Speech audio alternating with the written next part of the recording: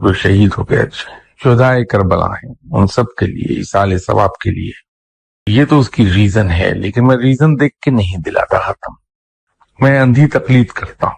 جو میرے مرشد صاحب نے یہ حکم دیا تھا کہ اس سلسلے کو کبھی ختم نہ کرنا زندگی.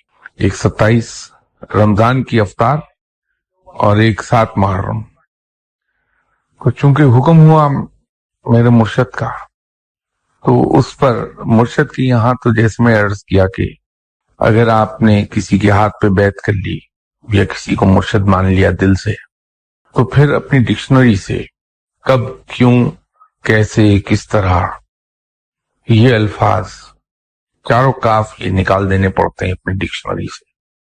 کیونکہ حکم دے دیا گیا تھا کہ اسے نہیں تم نے ترک کرنا، تو الحمدللہ آج تک تو جاری رکھا ہے.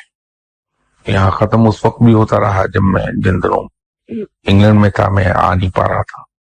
اور میں آپ سے بھی سب سے یہ گزارش کروں گا کہ اس سے ختم ضرور دلایا کیجیے. 7 محرم کا ختم تو ہے اللہ کے نام پہ، لیکن برائے ایصال ثواب شہدائے کربلا اور حضرت عباس رضی اللہ تعالیٰ عنہ